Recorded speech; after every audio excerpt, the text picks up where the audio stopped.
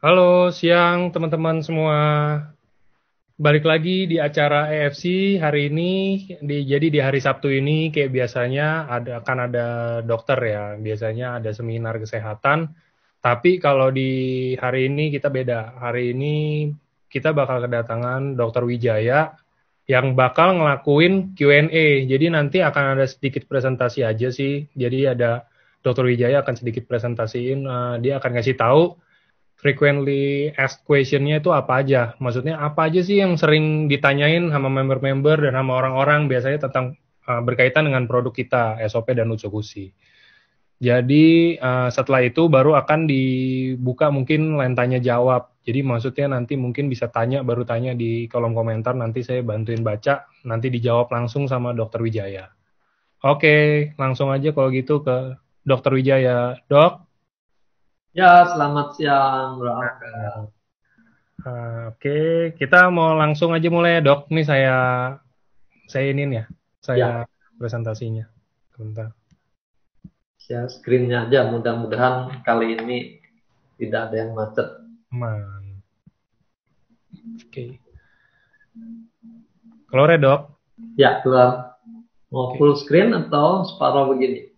Hmm, enak sih, enak full screen ya. Nggak apa-apa, saya coba Screen share. aja, biar Sip. bisa difoto juga nanti. Oke. Oke, selamat siang rekan-rekan semuanya. Ini sejawat di bidang kesehatan ini ya. Jadi saya akan sekali lagi presentasi ulang apa yang kita pernah bahas minggu-minggu kemarin ya. Saya mohon maaf minggu kemarin tidak ulang, tapi saya tidak hari ini tentang jadi kita akan bahas pertanyaan paling sering ditanyakan seputar SOP 100 plus dan Utsukushi. Oke.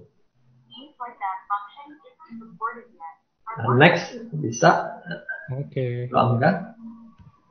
Oke. Nah, ini pertanyaan pertama.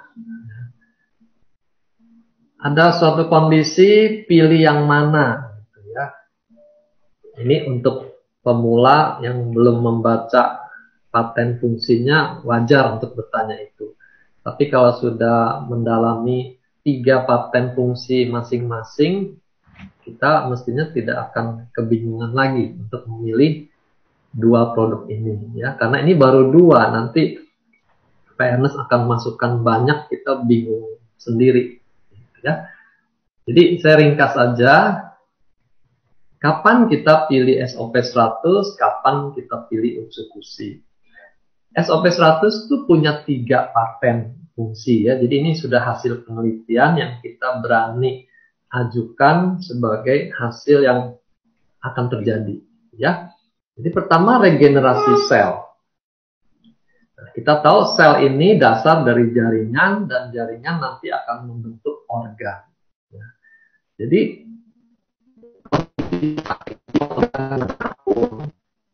itu membutuhkan regenerasi sel di sana. Jadi kita akan butuhkan SOP 100 untuk memperbaiki organ yang manapun. Ya. Yang kedua, SOP 100 plus akan melancarkan aliran darah. Jadi untuk penyakit-penyakit yang disebabkan langsung oleh gangguan aliran darah, SOP 100 plus ini menjadi suatu kewajiban. Ya. Misalnya pasien kencing manis, yang pembuluh darahnya tuh sudah banyak mampet-mampet, itu sangat butuh aliran darah. Lalu orang dengan serangan jantung, serangan stroke, itu juga menunjukkan dia butuh bantuan melancarkan aliran darahnya. Ya. Kecuali stroke-nya perdarahan, itu pembuluh darah pecah, dia agak berbeda. Tapi kalau stroke yang tersumbat, iskemik, itu sangat butuh SOP ini. Ya. Nah, yang ketiga, dia memperbaiki struktur kulit sebagai anti-aging. Jadi orang dengan tambah umur, tambah kerutan di kulitnya, itu membutuhkan SOP 100 ini. Ya. Jadi ini 3 paten yang utama. Semua penyakit yang membutuhkan perbaikan sel, berikan SOP 100. Nah, Utsukushi ini punya 3 paten juga. Yang pertama anti-tumor agent. Ya. Nah, ini nanti melalui aktivasi dari natural killer cells. Gitu. Dia yang sanggup untuk menghadapi baik bakteri maupun virus maupun sel kanker yang baru mulai bermutasi. Gitu ya. Nah, di dalam ini ada bahan juga yang namanya fucoidan. Ini sudah terkenal untuk melawan kanker. Nah, jadi semua kasus bersifat tumor atau kanker kita butuh Utsukushi. Paten yang kedua, dia mengaktifasi sistem kekebalan tubuh kita, sistem imunitas kita. Ya. Baik natural killer cells, ini garda terdepan untuk menghadapi patogen apapun dia yang akan maju duluan. Lalu yang kedua ini sel darah putih secara keseluruhannya leukosit ini juga akan diaktifasi.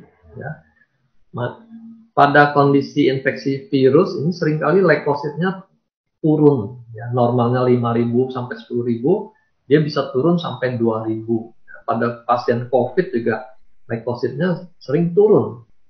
Nah, disitulah kita butuh Utsukushi untuk mengembalikan jumlah leukosit yang anjlok tadi ke posisi normal. Ya. Nah, di sini hati-hati kita menjelaskan ke klien kita. Jadi kalau dikatakan leukosit naik lagi ke posisi normal, itu bukan berarti kalau dia sudah normal, dia akan dibikin jadi lebih tinggi. Gitu. Ya, itu bisa salah informasi. Orang yang sakit leukemia ketakutan untuk minum Utsukushi. Ya, jadi dia tidak bekerja seperti itu. Dia tidak menaikkan leukosit yang normal, tapi dia memulihkan leukosit yang anjlok, yang turun pada waktu terjadi infeksi. Ya. Dan penelitian di Jepang juga menunjukkan khasiatnya secara khusus pada hepatitis C. Nah, nanti ada pertanyaan kalau hepatitis B, hepatitis A bisa nggak gitu ya? Itu pertanyaan dijawab di poin yang kedua, mengaktifasi sistem imun. Berarti infeksi jenis apapun, sel leukosit kita sudah disiapkan untuk melawan dia. Gitu ya. Nah, kenapa di sini ditekankan hepatitis C?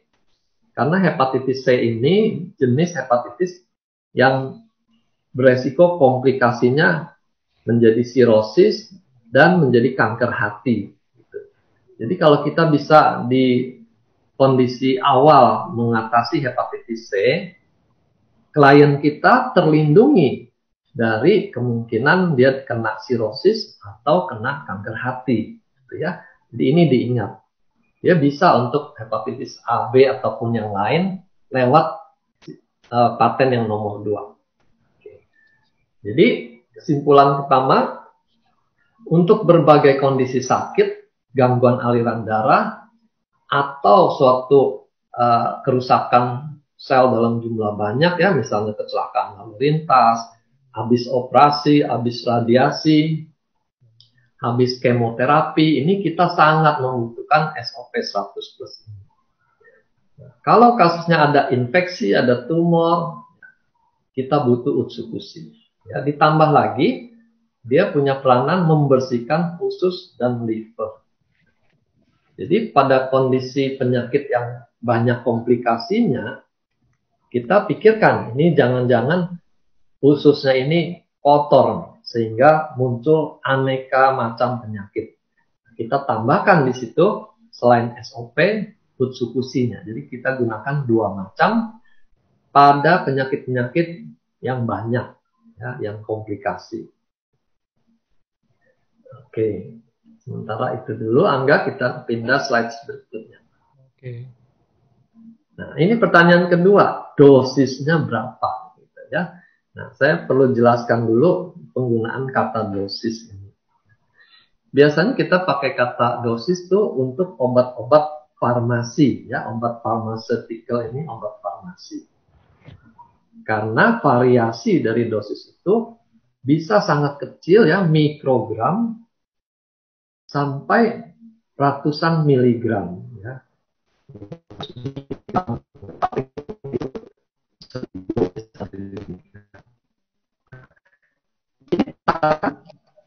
Harus tepat. Apa? Makin kecil takarannya ini, dosisnya, makin keras obatnya. Nah, makin keras obatnya, kita nggak boleh sembarangan mengganti-ganti dosisnya. Nah, ini berlaku untuk obat farmasi. Nah, berbeda dengan produk dari makanan, ya, yang sekarang dikenal nutraceutical. Jadi ini ekstrak makanan dengan kekuatan seperti obat, gitu, ya. Tapi bahannya dari makanan. Nah, di sini takarannya lebih besar, gram-graman. Jadi kalau di sini mikro dan mili, di sini gram-graman. Misalnya SOP saja 3 gram, Otsukushi 2 gram. Mereka lebih luas range-nya. Ya. Jadi pada umumnya kita range-nya 1 sampai 6 saset. Gitu, ya. Jadi 6 kali lipat pun masih aman-aman saja untuk produk nutraceutical. Tapi kalau obat farmasi jangan coba-coba. Yang 2 tablet dibikin jadi 6 tablet. Kalau obat darah tinggi langsung anjlok tensinya. Ya. Di dosis itu kita perlu aturan yang ketat. Tapi kalau makanan kita pakai istilah takaran. Ya. Kemudian berapa kali sehari? Kalau di dalam industri farmasi, berapa kali itu ditentukan oleh yang namanya waktu paruh. Jadi suatu obat, waktu masuk di dalam darah tuh berkurang menjadi separuhnya dalam berapa jam.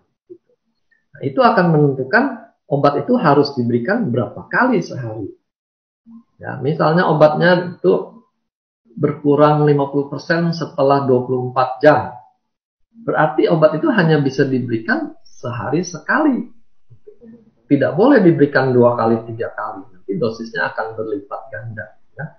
Jadi sangat tergantung pada waktu paruh ini. 1 kali 1 atau 3 kali 1 ditentukan oleh ini. Nah, ini cara penulisannya biasa kita seperti ini. Yang di depan ini frekuensinya. 4 kali 1 berarti sehari 4 kali. Artinya di dalam 6 jam dosisnya sudah berturun separuhnya. Sehingga kita perlu masukkan dosis yang kedua. Ya, ini kita bicara obat. Tapi kalau nutrisi, kita bahas kebutuhan per hari. Gitu, ya. Jadi kalau SOP atau Otsukushi kita katakan hari, jadi dalam 1 hari ya bisa sampai 6 saset gitu. Ya. Nah, pembagiannya ini kita sesuaikan dengan ya. Kalau untuk sehat-sehat saja supaya tetap fit tidak sakit, kita cukup sehari sekali. Gitu. Nah, kalau dia mulai ada sakit-sakitan, kita gunakan 2 kali 1 saset. Ya, jadi sehari 2 kali 1 saset. Ya. Kalau penyakitnya lebih berat lagi, lebih banyak komplikasi, lebih banyak sel yang rusak, kita naikkan. 3 kali, 4 kali. Nah, 4 kali 1 atau 2 kali 2. Ini kalau jumlahnya sama-sama 4 dalam sehari. Ya, kebutuhannya terpenuhi. Nah, ini kita, variasi ini, kita perhatikan lagi orangnya itu gemuk atau kurus misalnya. Ya, kalau orangnya gemuk, selnya lebih banyak, dia butuh sekali masuk lebih banyak. Jadi kita kasih sekali masuk 2 saset misalnya. Gitu. Ya. Kalau sudah gemuk, penyakitnya juga lebih berat, kita bisa kasih 3 kali 2 saset. Gitu, ya. Jadi ini takaran ini variasinya sangat fleksibel. Ya. Jadi jangan kita samakan semua kasus. Si A pakai berapa? 3 kali 1. Oh, saya juga 3 kali 1. Belum tentu. Ya. Tergantung kebutuhan masing-masing itu bisa berbeda-beda. Nah, obat farmasi ini punya kelemahan. Kalau dia dosis tinggi dan dimakan lama, ini akan muncul efek samping. Ya. Atau kalau dia misalnya dibuangnya di ginjal, dia akan memberatkan organ ginjal. Nah, kalau dia diprosesnya di liver, dia memberatkan organ liver. Itu kelemahan obat farmasi kalau dimakan dosis tinggi dan lama. Ya. Tapi kalau makanan nutraceutical ini aman karena dia termasuk nutrisi. Dia boleh dimakan waktu lama. Ya. Jadi dia bisa mulai kapan saja, dia bisa stop kapan saja dengan aman. Beda dengan obat, nggak boleh di stop sembarangan. Ya, obat kejang kalau di stop mendadak, orangnya bisa kejang-kejang yang serius. Ya. Jadi hati-hati dengan obat, tapi kita cukup aman dengan nutraceutical ini. Nah, kalau di farmasi kita kenal efek samping, kalau di nutraceutical ini efek sampingnya tuh sangat minim, ya, sangat jarang terjadi. Yang ada biasanya itu suatu healing crisis. Jadi pada proses dia penyembuhan diri itu keluar gejala-gejala seperti orang sakit atau penyakit yang sedang berlangsung itu sepertinya memburuk. Nah itu sering terjadi. Itu namanya healing crisis. Tapi jangka panjang ini akan berlalu dan justru organ-organnya akan makin kuat, makin sembuh dari kondisi sakit sebelumnya. Ya, nah, ini penting ya kita membedakan dua dunia yang berbeda ini. Karena seringkali pertanyaannya itu berasumsi pada obat, tapi membicarakan mengenai makanan. Itu nggak nyambung jadinya. Ya, oke, lanjut, Langga. Oke. Nah, pertanyaan lain, anak-anak atau bayi boleh nggak? Dosisnya berapa gitu ya, sama. Ini juga dipengaruhi farmasi nih. Kalau anak-anak takarannya sepertiga, setengah gitu ya. Karena kebiasaan bicara di dunia farmasi. Nah, kita harus kembali. Misalnya SOP, dia bekerjanya mengaktifasi stem cell, produksinya diperbanyak. Bayi dan anak-anak itu stem cell-nya masih bagus. Jadi mereka tuh belum perlu. Ya. Sampai umur 30 tuh stem cell masih diproduksi. 30 tahun dia mulai stop dan umur 40 tuh sudah makin turun. Ya. Jadi kita belum perlu sampai usia 40-an. Kecuali anaknya mengalami trauma ya. Kalau anak-anak tuh sering misalnya kena luka bakar, kena air panas, atau kecelakaan lalu lintas, atau operasi. Nah, itu karena ada trauma, perlulah sokongan dari luar. Atau anaknya ada gangguan tumbuh kembang, sehingga patut diduga ini ada stem cell-nya yang kurang berperan, sehingga terjadi hambatan ini. Kita bisa harapkan dengan tambahkan SOP, proses tumbuh kembangnya menjadi lebih baik. Ya. Nah, atau penyakit lain, ya, anak-anak juga bisa kena cancer. Jadi kalau pada kondisi begitu, maka kita akan berikan, walaupun secara teori stem cell anak itu belum terganggu, ya. Tapi kita perlu support tambahan. Nah, kalau Utsukushi juga begitu. Daya tahan anak tuh masih oke. Ya, biasanya kita daya tahan turun tuh karena gaya hidup kita mulai error-error. Makanannya nggak bagus, polusinya tinggi gitu. Tapi kalau anak-anak kita anggap mereka masih oke. Pencernaan juga belum ada masalah gitu. Ya. Nah, kalau dia menunjukkan masalah dalam pencernaannya, buang air besarnya misalnya tidak tiap hari, 3 hari sekali, kita perlu bantu untuk mendetoks ususnya dengan Utsukushi.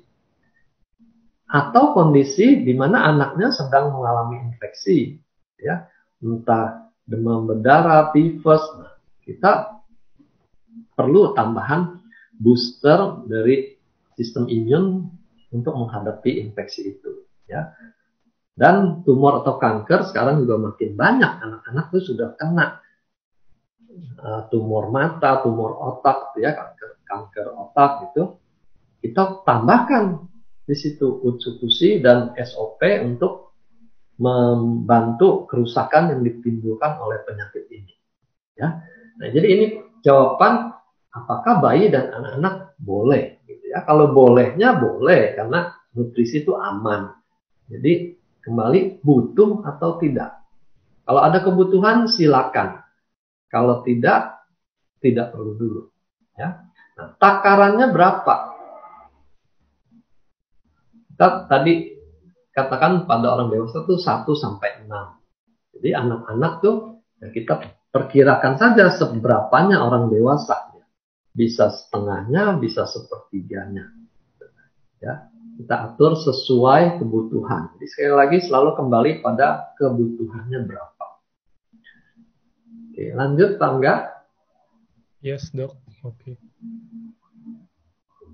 Suaranya terdengar ya Pak Angga? Dengar kok, jelas, Dok. Cuman emang kadang-kadang sempat berasa kayak putus-putus aja sih. Oke. Nah, sekarang ibu hamil ya. Boleh tidak? Nah, ini kebijakan umum saja kalau wanita hamil trimester pertama, 3 bulan pertama itu usahakan jangan masuk bahan-bahan di luar makanan minuman yang semestinya, gitu ya. Karena kita jaga-jaga itu fase bayi itu sedang tumbuh kembang organ-organ yang penting gitu. Jadi belum jadi organ-organnya. Sehingga kalau terjadi gangguan di 3 bulan pertama, bayinya bisa cacat bawaan. Itu yang concern yang dikhawatirkan oleh orang-orang kesehatan terkait ibu hamil. Kalau sudah lewat 3 bulan pertama, itu lebih aman konsumsi. Ya. Kecuali obat-obat tertentu tuh yang jelas ada efek pada janin, itu akan dikasih peringatan. Jangan diberikan pada wanita hamil. Ya. Tapi kalau nutrisi itu boleh. Jadi 3 bulan ke atas itu aman. Ya. Sekali lagi SOP maupun Utsukushi termasuk nutraceutical, ekstrak dari makanan dengan kekuatan seperti obat. Ya. Ini aman. Dan kita disupport dengan sertifikasi yang memastikan tidak ada bahan-bahan berbahaya di dalam produk ini. Tidak ada racun, logam berat, tidak ada radiasi, pestisida, dan hormon. Gitu ya. Karena makanan pun sekarang belum tentu aman dari hormon. Makan ayam, kalau ayamnya disuntik-suntik supaya cepat gemuk, nanti ayamnya mengandung hormon. Nah, itu akan mempengaruhi keseimbangan hormon di badan kita. Jadi dari segi itu produk kita jauh lebih aman daripada ayam broiler yang tidak jelas apakah makanannya atau proses penggemukannya itu diberi hormon. Ya. Nah, pestisida juga kita dipastikan tidak ada. Kalau kita makan sayuran, secara alamiah sayuran itu sehat. Tapi kalau sayurannya disemprot pestisida yang begitu tinggi, ya, kan jadi tidak aman juga. Ya. Jadi di sini kita bisa pastikan kalau bicara mengenai bahan-bahan berbahaya, produk kita aman. Oke, lanjut, Angga. Oke. Nah, selanjutnya mulai bermunculan konsultasi masing-masing membahas kliennya dengan aneka penyakit dari A sampai Z, gitu ya. Dan pertanyaannya sama, minum yang mana, dosisnya berapa, gitu ya. Nah, ada lagi yang lebih kritis menanyakan ada nggak uji klinis untuk penyakit X misalnya gitu ya. Nah, di sini saya bisa jawab sekalian. SOP dan Utsukushi tidak dirancang untuk mengobati penyakit tertentu. Gitu ya. Jadi kita jangan klaim ini bisa untuk glaukoma, ini bisa untuk Hodgkin, gitu. Enggak. Tidak ada penelitian yang mengarah pada penyakit tertentu. Ya. Jadi jangan tanya, ada nggak uji klinis untuk penyakit A misalnya gitu. Tidak ada. Karena produk ini memang tidak dirancang untuk mengobati penyakit. Ya. Kita bermain di bidang kesehatan. Ya. Tujuannya itu untuk menyehatkan sel, selnya nanti menyehatkan organ, nanti penyakitnya akan dipulihkan gitu ya. Berbeda dengan obat farmasi tadi. Jadi tidak ada uji klinis untuk penyakit apapun dari A sampai Z. Ya. Nah, pilih produk yang mana ya? Kembali ke tadi slide 2 ya, SOP atau substitusi tergantung fungsi yang diperlukan yang mana. Ya. Lalu takaran, nah di sini kita pakai nalar secara umum. Usia lanjut, stem cell-nya makin turun, makin minim. Sehingga dia butuh lebih banyak. Ya. Penelitian umur 60, stem cell itu sudah turun 60% sampai 80%. Ya. Berarti dia butuh lebih banyak dibandingkan orang-orang yang masih umur 40-an, 50-an. Ya. Lalu penyakit yang berat juga membutuhkan lebih banyak. Penyakit yang sudah 10 tahun itu dengan berbagai komplikasi butuh lebih banyak. Dan juga tadi orang yang beratnya lebih berat, dia butuh lebih banyak. Ini yang menjadi patokan kita, takarannya berapa nih? Sakit yang ringan 2x1. Kalau dia ringan tapi umurnya lanjut usia umur 60, kita perlu lebih dari 2x1 gitu. Bisa 3x1, 4x1, tergantung kondisi yang ada di sini. Ya. Jadi sekali lagi jangan harapkan ada pedoman takaran untuk penyakit A berapa gitu. Tidak bisa. Kita selalu harus kembali pada kebutuhan orang itu berapa. Penyakitnya mungkin sama jenisnya, tapi umurnya beda, komplikasinya beda, maka takarannya juga akan beda. Dia butuh lebih banyak. Ya, lanjut. Nah, ini lain lagi ceritanya. Ya. Disebutkan member saya sakit X, setelah minum SOP atau setelah minum UTSU muncul gejala E. Kenapa ya? Jadi sering tanya kenapa. Saya nggak susah untuk menjawab saya tidak tahu gitu, atau saya belum tahu. Karena kan susah menjawab apa yang terjadi pada diri orang ke orang. Banyak macam penyebabnya. Kalau hanya dari cerita, saya nggak bisa jawab. Ini kelemahan para dokter ini. Tidak sehebat orang pintar. Kalau orang pintar malah belum cerita, dia sudah tahu penyakitnya apa. Jadi saya ingat profesor guru saya tuh suka godain gitu. Ya, Wijaya, kita ini bukan orang pintar ya. Kenapa? Karena kalau pasien kita bilang, dok, saya kemarin pergi ke orang pintar gitu, itu bisa dipastikan bukan pergi ke dokter. Jadi kita memang bukan kelompok orang pintar. Ya. Jadi jangan tanya kenapa, karena banyak kemungkinan. Nah, biasanya yang mungkin ini hanya biasanya. Ya. Kalau ada suatu gejala, mungkin ada alergi. Nah, kalau ada alergi, biasanya gejalanya akan makin parah. Ya. Kalau dinaikkan takarannya, ya dia bisa makin parah lagi. Ya. Jadi jangan juga ditanya ini muncul gejala, apakah saya perlu naikkan takarannya? Sudah jelas ada gejala, gitu. Kok malah dinaikkan takarannya? Jangan. Ya. Kalau perlu kita turunkan atau kita stop dulu kalau memang gejalanya itu mengganggu sekali. Ya. Nah, kemungkinan kedua itu reaksi detox. Jadi waktu organ-organ dibersihkan, sel-sel itu akan mengeluarkan semua racun yang tersimpan di situ. Karena racunnya keluar dalam jumlah besar, muncullah gejala seperti orang keracunan itu. Ya. Jadi proses detox tapi membuat gejala seperti orang keracunan. Nah, proses detox ini akan mereda karena tubuh kita akan makin bersih. Jadi ini bedanya. Kalau alergi dia akan makin parah, kalau dia detox dia akan makin mereda. Kita bantu dengan mengurangi takarannya. Ya. Kalau tadinya pada takaran 2x1 dia muncul gejala, ya kita turunkan 1x1. Lalu sarankan minum air lebih banyak. Ya.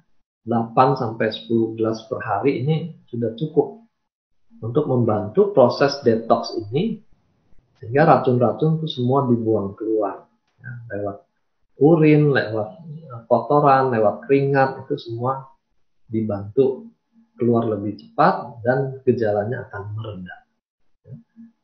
Lanjut tangga. Ini pertanyaan lain.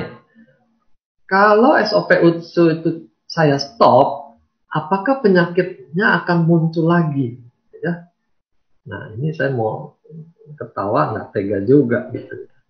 Karena pada dasarnya penyakit apa sih yang nggak bisa muncul lagi? Sakit kepala juga lain kali bisa muncul lagi, vertigo juga bisa muncul lagi. Kenapa aneh kalau suatu penyakit muncul lagi? Nah, ini kita bandingkan dengan suatu alat bantu kesehatan. Misalnya saya sendiri pakai kacamata. Ya. Jadi kan aneh kalau saya bertanya, kalau kacamata saya dilepas, apakah penglihatan saya akan buram lagi? Gitu. Ya terang lah, namanya juga alat bantu. SOP atau utsukushi ini termasuk alat bantu meregenerasi sel. Kalau dia di stop, berarti bantuan regenerasi ini akan berhenti dan prosesnya kembali secara alamiah seperti sebelumnya, tubuh mengalami degenerasi. Gitu. Hanya itu konsekuensinya kalau di stop. Ya. Nah, pertanyaannya, kalau sekarang saya makan hasilnya bagus, lalu saya stop. Berani nggak nanti reuni sama teman-teman 10 tahun lagi? Teman-temannya continue makan, saya tidak makan, waktu reuni kelihatan lah gitu. Ya, coba yang udah pernah reuni, pernah nggak bandingkan kondisi kulit, rambut, dan penampilan fisik dari teman-teman sekelas? Ya, kan beda-beda. Penuaannya itu beda-beda. Itu karena ada yang dirawat, ada yang tidak peduli dengan kesehatannya. Ya. Sehingga proses degenerasinya ini berjalan dengan cepat. Itu saja sih kerugiannya kalau dia di stop. Oke. Lanjut. Nah, terkait dia perlu makan jangka panjang, muncul pertanyaan yang lebih negatif lagi. Gitu ya. Wah, kalau gitu saya bisa ketergantungan sama SOP utsukushi. Ya, dia pakai kata ketergantungan. Nah, benar nggak kita mengalami ketergantungan? Balik ke tadi slide yang sebelumnya. Ya, itu alat penopang untuk melawan degenerasi. Kalau penopangnya di stop, ya dia hanya kembali mengalami degenerasi, itu saja. Nah, bandingkan dengan ketergantungan obat. Orang yang morfinis misalnya sudah ketergantungan, kalau obatnya di stop, dia muncul sakau, itu disebut withdrawal. Ya. Nah, mungkin kita lebih jarang lihat orang sakau. Ini yang lebih sering, withdrawal terhadap alkohol. Orang yang rutin minum alkohol, lalu dia mau berhenti minum, bisa muncul gejala seperti ini. Dia marah-marah bawaannya, gaduh gelisah, ya, gak bisa mikir dengan jernih, depresi, keringetan, ketakutan, ya, ini jantungnya jadi cepat. Ini kalau dia stop alkoholnya. Inilah yang namanya ketergantungan. Coba berhenti minum SOP, berhenti minum substitusi, muncul gejala-gejala ini. Kalau nggak ada, jangan sebut-sebut kata ketergantungan, nanti kita diketawain. Ya. Oke, lanjut. Minum berapa lama bisa ada hasil? Nah, ini suatu pertanyaan yang simpel, tapi jawabannya yang susah. Berapa lama ya tergantung dia kondisinya seperti apa. Sakitnya sudah berapa lama. Kalau sakitnya baru berapa hari, tentu tidak perlu lama-lama untuk memperbaikinya. Tapi kalau sakitnya sudah puluhan tahun, mau sembuh dengan satu box saja, ya jangan dong, ya itu terlalu jauh harapan dengan kenyataannya. Ya. Lalu ditanya juga sekarang usianya berapa? Kalau usia tadi sudah di atas 60, tentu butuh waktu lebih lama untuk pemulihan dibanding orang-orang yang masih 20-30 tahunan gitu ya. Di support sebentar saja sudah balik kondisinya. Tapi kalau sudah lansia tentu butuh waktu lebih panjang ya. Juga sakitnya sederhana atau kompleks. Makin banyak komplikasinya, itu perlu waktu lebih lama. Kenapa? Karena SOP itu tidak sekaligus mereparasi seluruh organ berbarengan. Ada urutan prioritas organ mana dulu yang harus dia kerjakan. Jadi kalau kliennya berharap misalnya alerginya itu hilang misalnya, tapi di tubuhnya ternyata ada organ-organ lain yang lebih penting untuk direparasi, tubuh akan menomorsatukan organ yang lain, sehingga kesannya kok alerginya nggak hilang-hilang gitu ya. Jadi di sini perlu kesabaran sampai giliran organ tersebut diperbaiki. Ya. Nah, zaman sekarang orang juga sulit untuk bersabar, ini penyakitnya lagi, ya, susah bersabar, maunya cepat. Jadi dia pikir kasih dosis lebih tinggi biar cepat. Ya. Ada kasus kemarin begitu, dia langsung mulai dengan takaran 2x2, malah muncul detoxnya, jadi jangan main hantam takaran tinggi karena berharap jadi makin cepat. Ya, belum tentu akan jadi lebih cepat karena tubuh kita itu ada yang disebut kebutuhan optimalnya dia. Kalau dikasih kurang, efeknya kurang bagus. Dikasih lebih, efeknya juga kurang bagus. Ya. Jadi di sini kita perlu menyesuaikan pada masing-masing individu berapa dia butuhnya. Oke ya. Lanjut. Nah, ini kita bayangkan regenerasi itu seperti merenovasi rumah. Kalau rumahnya sederhana, tentu renovasinya juga nggak ribet. Tidak butuh waktu lama, tidak butuh bahan-bahan yang banyak. Tapi kalau merenovasi kompleks seperti bangunan istana begini, tentu butuh bahan lebih banyak dan waktu lebih lama. Ya. Nah, ini contoh kita berhadapan dengan klien dengan kebutuhan yang berbeda. Jangan kliennya penyakitnya kompleks, umurnya sudah lanjut, kita berharap perbaikannya secepat memperbaiki RSSS misalnya gitu. Ya nggak bisa. Berikan sesuai kebutuhan dia. Perlu berapa lama, ikuti saja tubuhnya itu butuh berapa lama. Jangan dipaksa untuk jadi lebih cepat. Oke. Ya. Nah, ini pertanyaannya total saya mesti berapa gitu. Jadi seperti mau renovasi itu berapa yang disediakan. Kita harus lihat tergantung perkembangannya bagaimana. Kalau sudah pulih, tentu kita tidak perlu tambah lagi.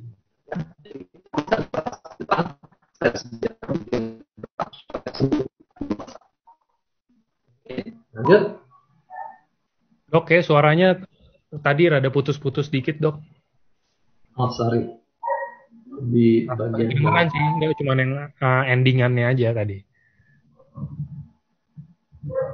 Oke. Nanti ditanya aja deh yang kurang Iya. jelas tadi ya. Nah, lalu ada lagi yang mulai dengan komplain, saya sudah minum sekian box. Gitu. Jadi sepertinya makin banyak itu hasilnya mestinya sesuai dengan yang diharapkan. Gitu ya. Nah, di sini kita ingatkan lagi, ini bukan soal jumlahnya sudah 1 box atau 5 box. Tapi apakah jumlah itu sudah memenuhi kebutuhannya? Ya. Selain jumlah, komponen jumlah ini ada komponen waktu. Jadi ini bisa bervariasi. Jadi kalau kita hanya hitung jumlahnya, tapi waktunya belum cukup, bisa-bisa belum terjadi apa-apa gitu, karena memang belum waktunya. Juga seperti ini, dia minum 6 box habis dalam 1 bulan. Berarti kan ini takarannya tinggi. Nah, dibandingkan 6 box dalam 6 bulan. Tentu hasilnya nggak sama. Jadi jangan tanya, saya sudah minum sekian box. Sekian box itu dalam berapa lama? Itu menentukan. Sesuai nggak dengan kebutuhannya. Oke, jelas?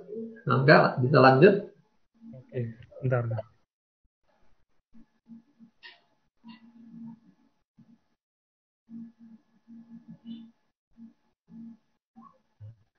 Ini terkait dengan itu kalau gejala gitu ya. Pertanyaannya ini efek samping atau detox? Ya, tadi kita sudah singgung kalau dia efek samping dia akan makin memburuk. Tapi kalau detox dalam 1 minggu itu dia akan makin baik.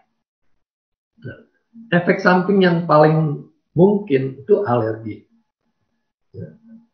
Khususnya pada orang-orang yang super sensitif ya. Jadi alerginya tuh parah. Makan apa saja tuh gampang sekali alergi. Itu hati-hati. SOP juga bisa bikin alergi. Pasien autoimun juga sering tingkat alerginya itu tinggi. Ada member yang japri untuk masalahnya, dia hanya minum setengah saset. Bibirnya langsung bengkak. Ya. Nah, jadi kita bisa lihat betapa sensitifnya pasien-pasien tertentu terhadap bahan yang ada di dalam SOP.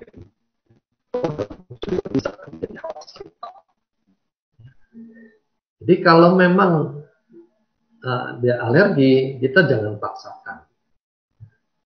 Tapi kalau itu efek detox, kita masih bisa dorong teruskan seminggu. Biasanya akan berarti kalau alergi dipaksakan, dia bisa makin parah.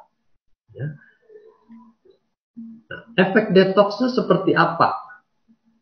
Itu juga tergantung organ mana yang bermasalah. Kalau organ otaknya bermasalah, misalnya, ya mungkin dia akan merasa ngantuk, bisa rasa pusing,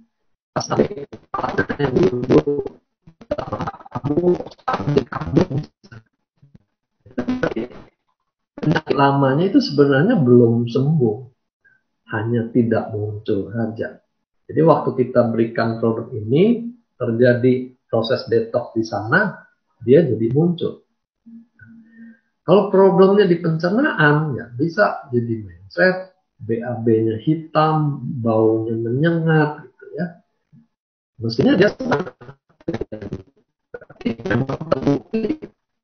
sedang bersih-bersih di dalam sana. Ya.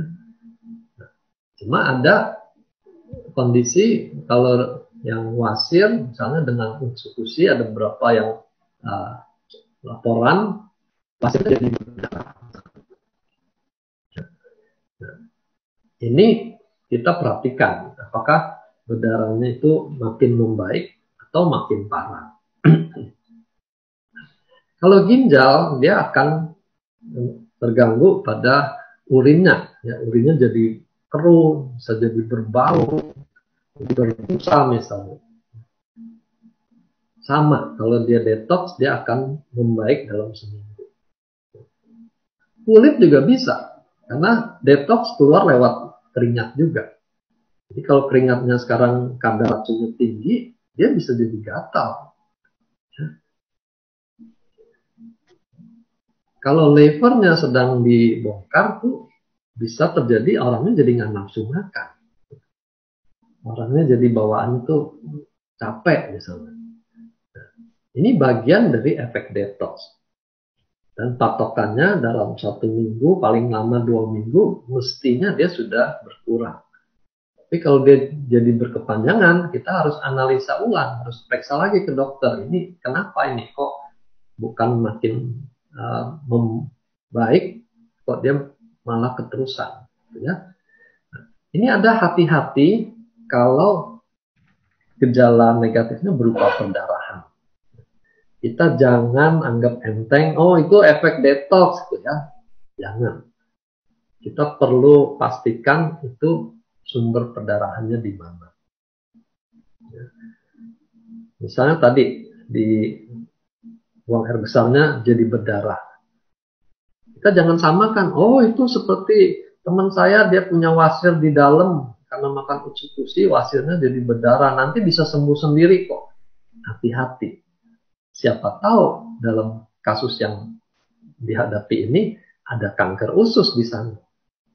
Jadi usus-ususnya diaktifkan mengurangi kankernya, ada reaksi perdarahan. Justru kita mesti dorong dia untuk periksa ada di dalam sana ada apa yang bikin perdarahan. Ya. Ada klien juga melaporkan wanita sudah menopause, minum utsukushi kok malah sekarang jadi keputihan. Ya. Saya sarankan periksa. Karena bisa saja utsukushi mengaktifkan perlawanan, terjadi pertempuran di dalam sana, entah di rahimnya atau leher rahimnya, sehingga terjadi keputihan. Lebih aman diperiksa daripada kita berasumsi, oh itu efek detox gitu ya. Kalau ternyata dia kanker kan, kita jadi terlambat menanganinya. Oke, lanjut.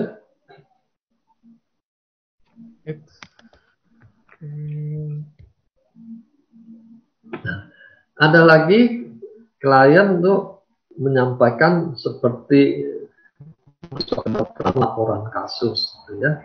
Lengkap datanya, CT scan-nya juga lengkap, lab-nya berlembar-lembar. Kita nggak perlu sampai segitu detail, karena kita sekali lagi bukan berhadapan dengan urusan medis sebenarnya. Kita berhadapan dengan urusan kesehatan. Ya. Medical and health, ini dua dunia yang berbeda. Kalau dunia medis memang harus akurat sekali.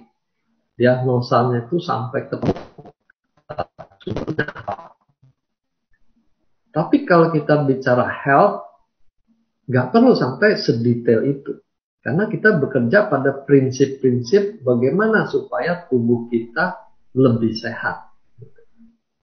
Kalau semua sistem berfungsi dengan baik, maka keluhan-keluhan yang ada itu akan hilang. Ya. Nah, makanya kita dibilang jangan klaim kesembuhan. Kita hanya tahu gejalanya hilang. Apakah dia benar-benar sembuh atau hanya menjadi lebih tenang, itu urusannya bagian medis memastikan. Ya, dengan berbagai pemeriksaan memastikan dia tidak ada lagi atau tidak aktif lagi. Tapi secara umum untuk kesehatan, tugas kita adalah menyokong sel-selnya, organ-organnya menjadi lebih sehat. Kalau semua organnya sehat, keluhannya akan hilang begitu saja.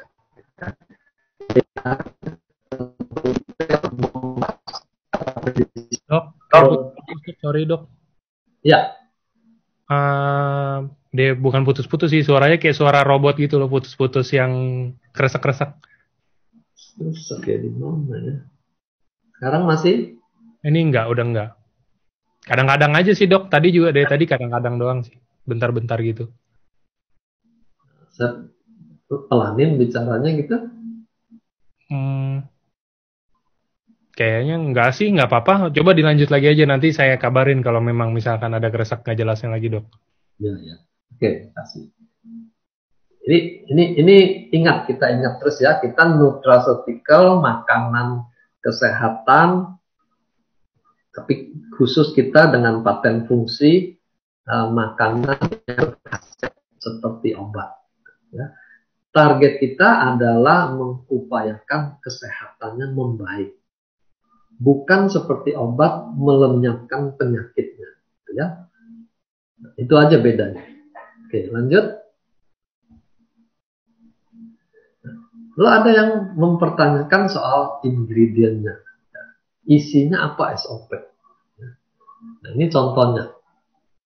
Nah, dia ada klien mahnya sensitif terhadap vitamin B kompleks. Dia mengandung B kompleks. Ya.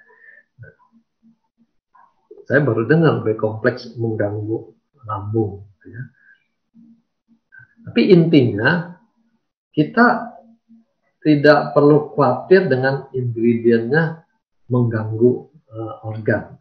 Karena kita tidak bermain di dosis tinggi. Ya, misalnya vitamin C, ada nggak vitamin C? Kalaupun ada itu takarannya itu nggak sampai 1000 miligram yang bisa mengganggu lambung. Ya, itu kita bisa pastikan. Dan memang ini bukan melengkapi kebutuhan vitamin mineral.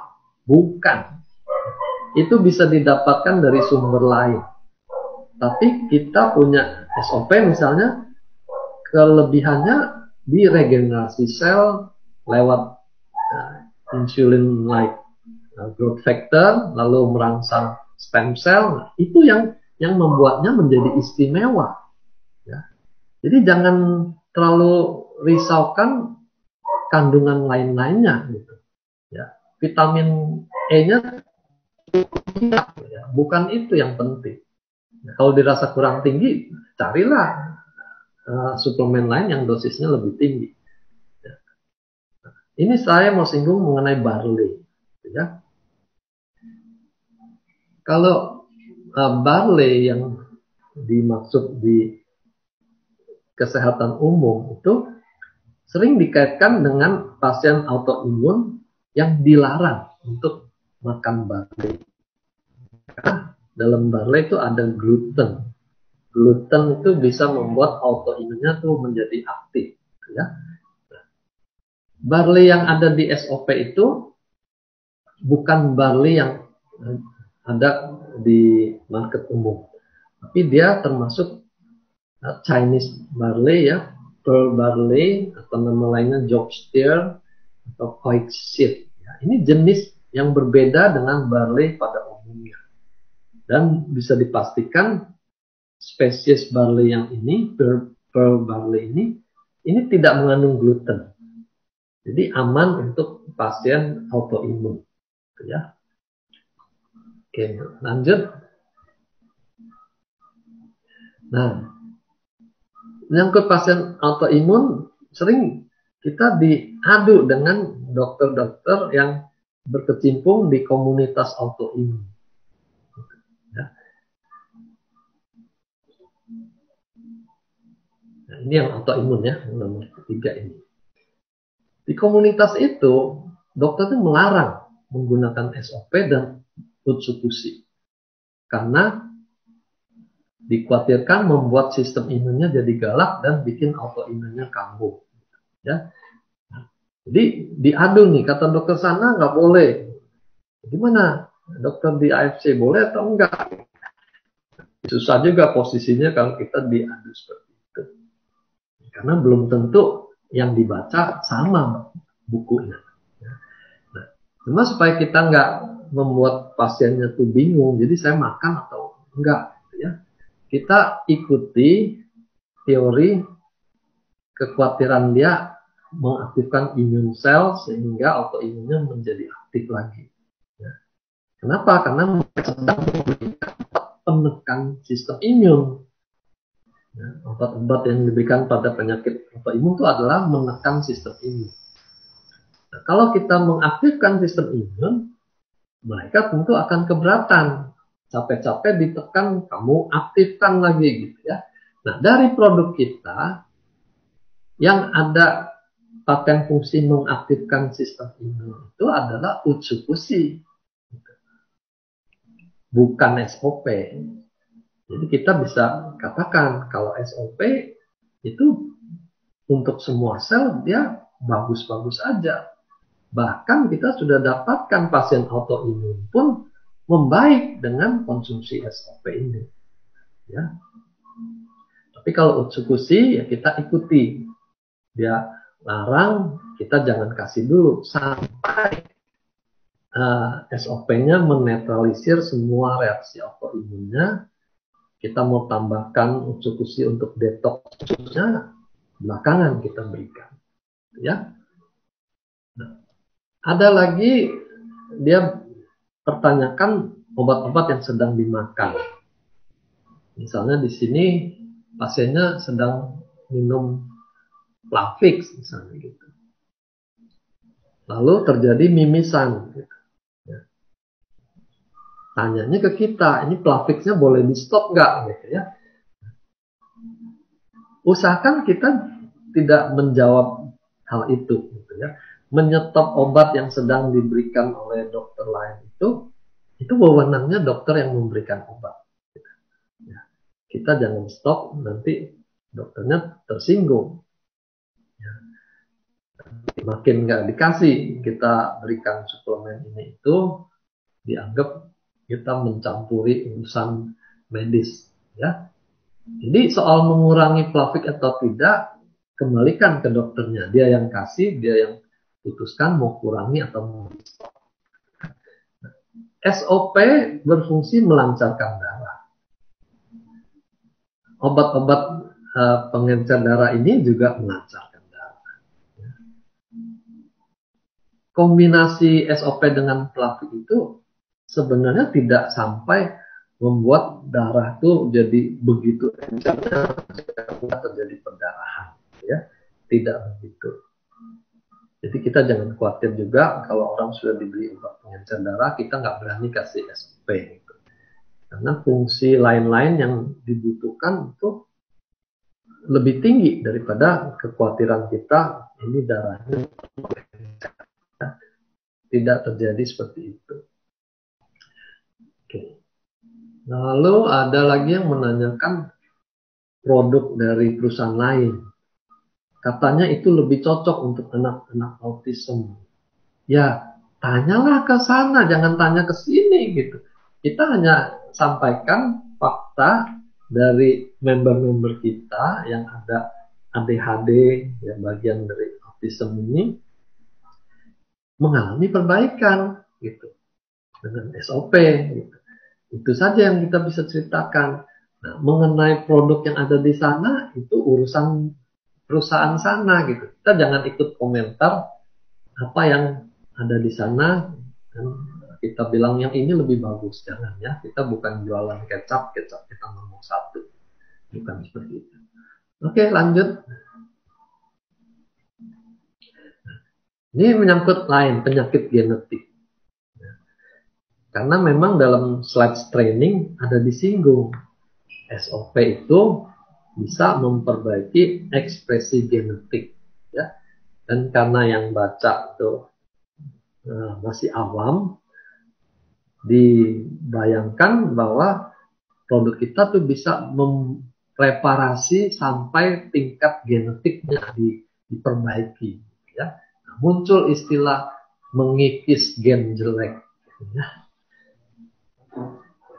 Sehingga ditanya kalau mengikis gen jelek ini diberikannya kepada anak-anak atau kepada orang tuanya waktu hamil. Ya.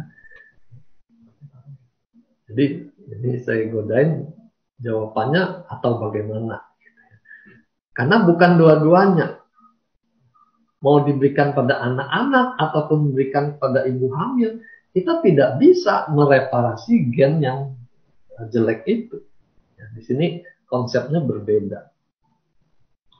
Kita hanya bisa mempengaruhi ekspresi gen, bukan memperbaiki gennya. Ya. Kalau di sini di istilahnya mengikis gen jelek ya. Nah, saya bilang entah dikikis atau disolder kita tidak bisa. Tapi ekspresi gennya kita bisa pengaruhi. Ya. Nah, di sini muncul pemahaman yang lebih dalam lagi. Ya. Jadi ada penyakit genetik, ada lagi penyakit epigenetik. Ya. Saya ambil contoh yang sederhana. Keluarga ayahnya misalnya punya bakat kolesterolnya tinggi. Ya. Anak-anaknya mewarisi gen kolesterolnya tinggi. Tapi tidak semua anaknya menunjukkan kolesterolnya tinggi. Ya. Jadi itu artinya walaupun genetiknya membawa suatu error, tapi belum tentu penyakitnya itu muncul. Nah, kalau anaknya itu hidup dengan gaya hidup yang tidak sehat, baru penyakit genetik tadi muncul. Nah, jadi epigenetik ini pengaruh dari faktor lingkungan yang menentukan apakah penyakit genetiknya itu akan muncul atau tidak. Ya. Nah, produk kita bisa berpengaruh di sini. Sehingga ekspresi gennya itu tidak muncul. Ya. Ini mungkin agak rumit, tapi secara umum seperti itu. Kita tidak memperbaiki genetiknya, tapi kita bisa menjaga supaya dia jangan muncul. Ya. Selain kolesterol ada genetik lain, ya, kanker, jantung, stroke, ini juga begitu. Tapi kita bisa jaga supaya dia jangan muncul. Kapan dibutuhkan masuknya SOP? Ya. Kalau teori tadi di atas 30 tahun itu sudah tidak produksi baru, umur 30 itulah kita perlu mulai masuk SOP ini. Ya. 40 perlu lebih banyak karena jumlah selnya juga makin merosot. Oke, ya, lanjut.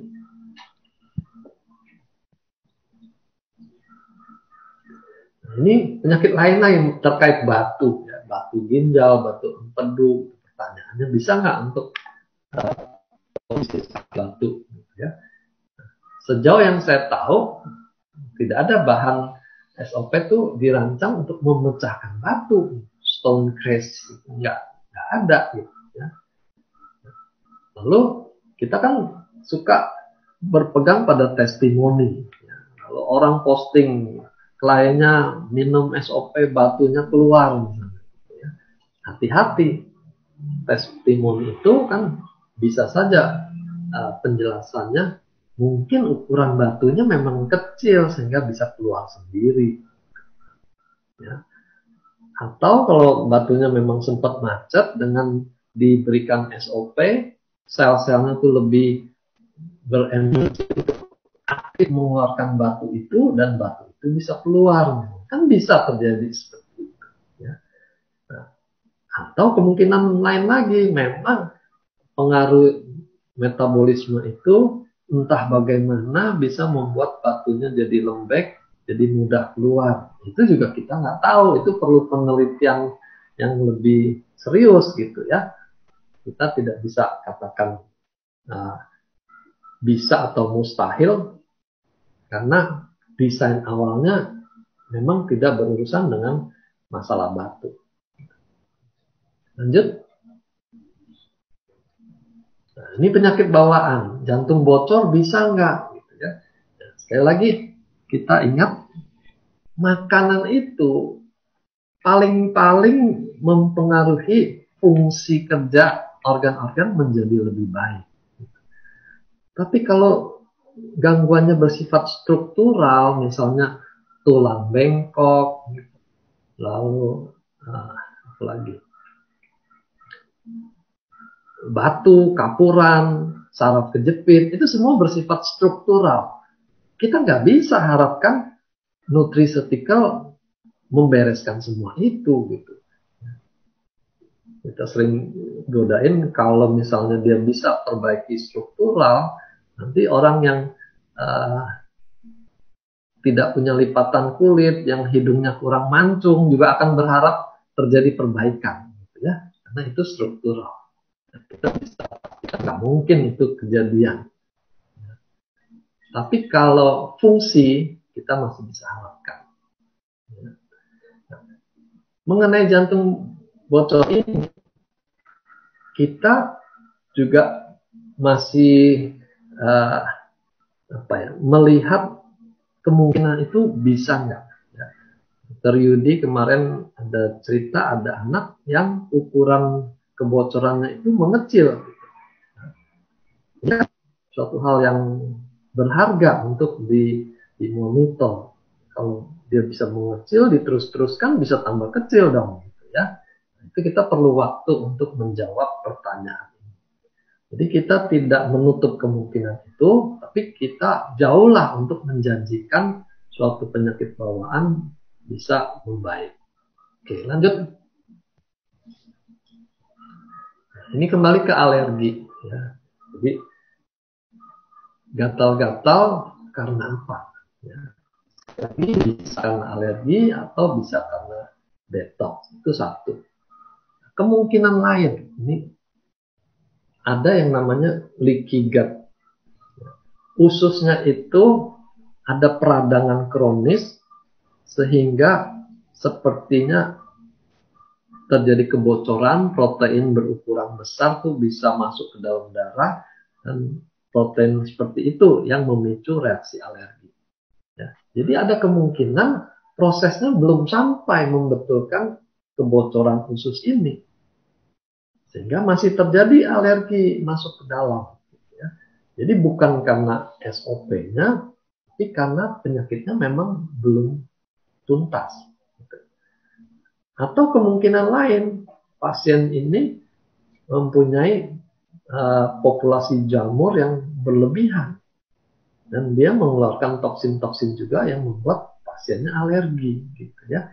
Jadi ada banyak kemungkinan lain soal alergi, bukan bolak-balik ini apa gara-gara SOP-nya, ya, selalu jadi kambing hitam. Ya.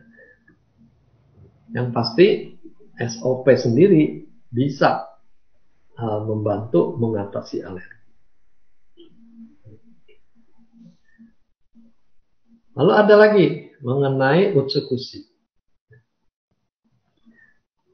Ya, berpikir utsekusi kan dirancang untuk kecantikan, untuk kulit. Alergi kan di kulit. Kenapa bukan utsekusi yang diberikan? Kenapa SOP yang diberikan?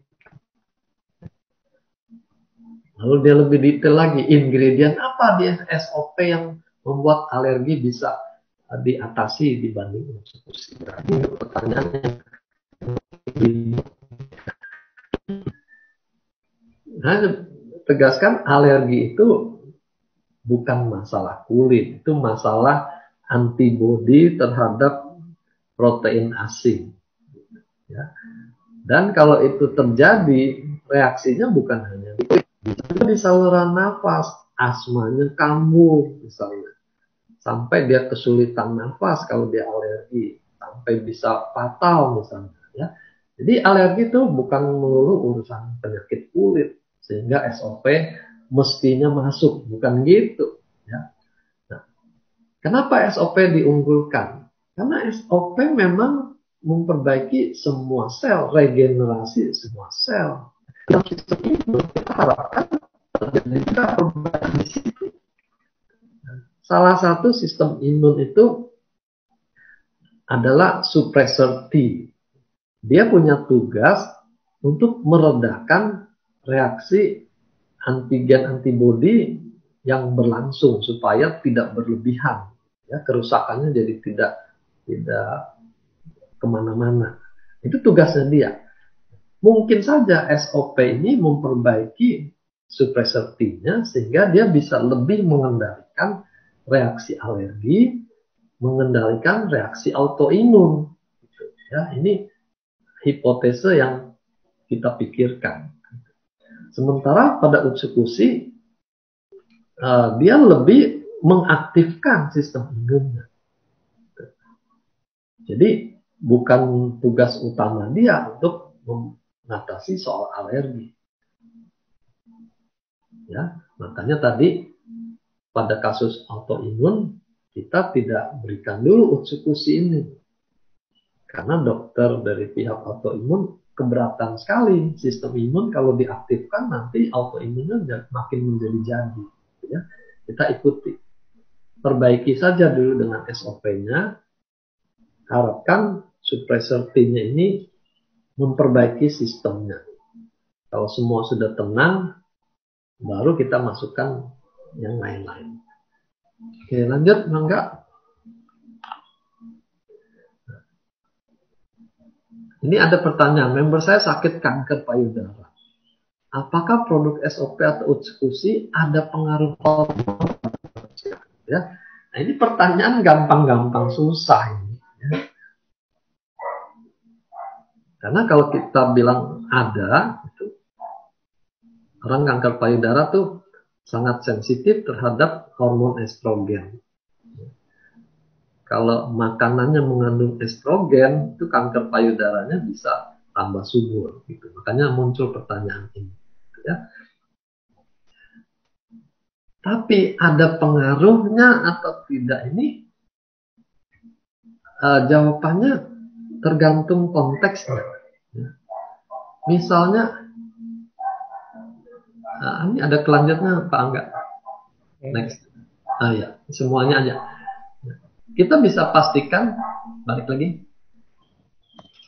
Kita bisa pastikan SOP tidak mengandung hormon. Kalau yang dia maksud ada pengaruh hormon, di sini tidak ada. Ya, karena dia tidak mengandung hormon. Tapi apakah dia bisa berpengaruh terhadap hormon? Bisa. Ya. Yaitu membuat yang tidak balance, hormon imbalance, menjadi balance. Buktinya apa? Kita sudah cukup banyak juga orang-orang yang sulit hamil bisa hamil. Gitu. Nah, ini salah satu problem imbalance hormon membuat orang sulit hamil. Jadi ini menunjukkan telah terjadi suatu keseimbangan baru sehingga pasiennya lebih subur. Ya. Lalu orang yang menopause dapat mens lagi misalnya. Ini kan juga ada pengaruh hormon, tapi dia sendiri tidak mengandung hormon. Ya. Lalu untuk kaum prianya yang minum SOP, Mr. P-nya jadi aktif misalnya. Nah, ini kan juga menunjukkan ada perbaikan hormonal dan juga ada perbaikan aliran darah sehingga dia bisa aktif lagi. Ya. Nah, ini jawaban soal hormon. Dia bisa membantu memperbaiki ketidakseimbangan hormon, tapi SOP sendiri tidak mengandung hormon. Itu jawabannya. Lanjut. Nah, ini sering terjadi ya. Terkait tadi habis minum muncul gejala ini. Gitu. Apakah ini gara-gara SOP? Ya. Ini kasusnya kita lihat ceritanya. Ada pasien tumor otak. Disebutkan craniofaringioma, astrocytoma, ada hidrocephalus, ada toxoplasma. 3 hari mulai minum SOP, sebelumnya nggak ada mual, muntah, pusing. Ini mulai, jadi setelah minum SOP, dia mulai ada mual, muntah, pusing. Kita di grup sudah langsung jawab, balik lagi SOP jadi kambing hitam. Dan yang bersangkutan analisir ini nggak nyalain SOP gitu, cuma apakah dosisnya perlu ditambah atau dikurangi. Jadi pertanyaannya makin nggak jelas lagi arahnya ini ya. Kalau ada suatu gejala, tentu kita tidak tambah takarannya. Kita kurangi atau kalau perlu kita stop. Ya.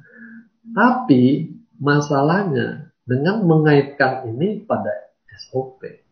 Ini kondisi tumor ganas. Ada problem di dalam otaknya, infeksi toksoplasma. Ini tidak diapa-apain juga orangnya bisa mual, muntah, dan pusing gitu ya. Jadi jangan semua gejala masuknya SOP. Ya. Penyakit yang berat tuh nggak diapa-apain juga akan bergejala yang negatif. Ya, jadi tenang aja. Tidak akan membuat kerusakan bertambah hebat.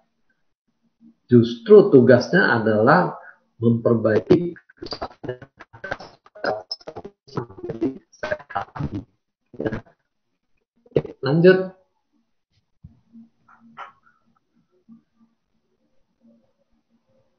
Oke. Nah, ini hanya pesan aja.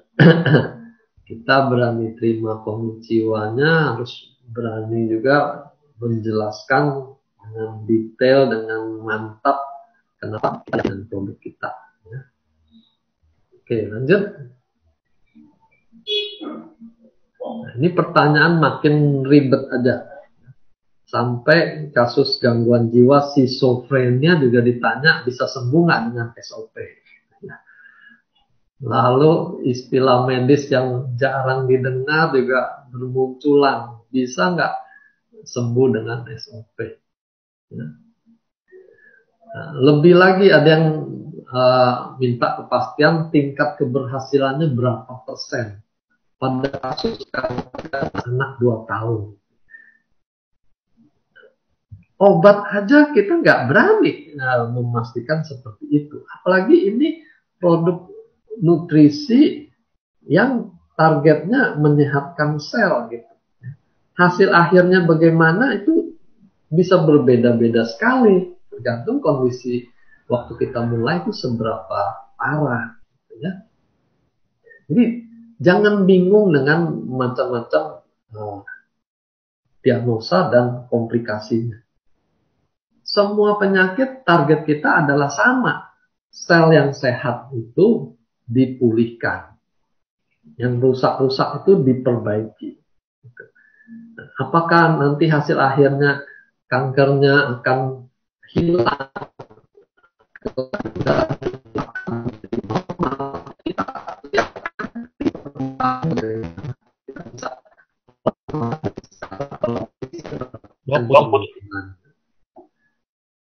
Oke.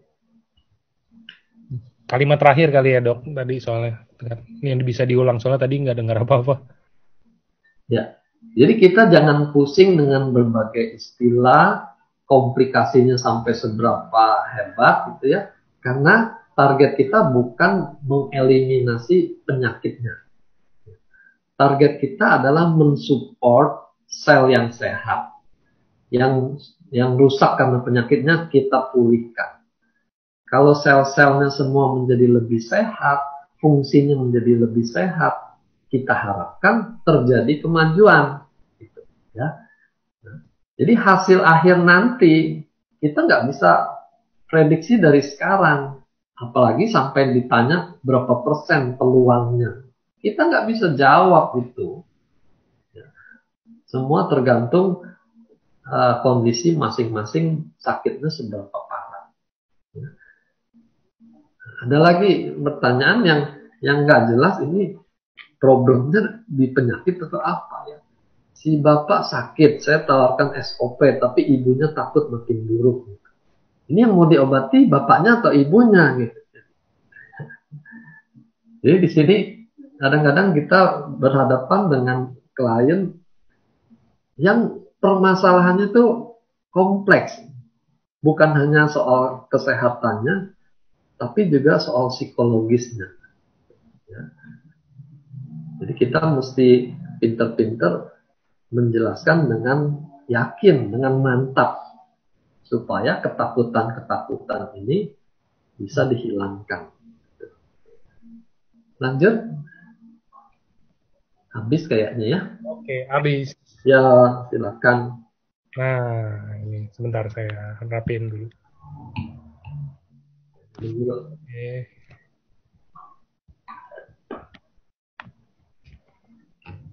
Oke.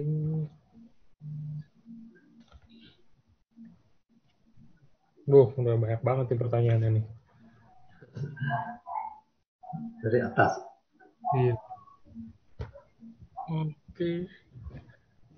Mungkin kalau yang baru-baru mau nanya udah dijelasin tadi. Kalau mau nanya, ya kalau bisa ada pertanyaan soalnya banyak. Saya juga bacain kadang-kadang cuman, "Dok, saya tekanan darahnya segini." Udah habis itu nggak ngomong apa-apa lagi kan. Ya, udah, saya juga bingung apa yang mau ditanya kayak gitu.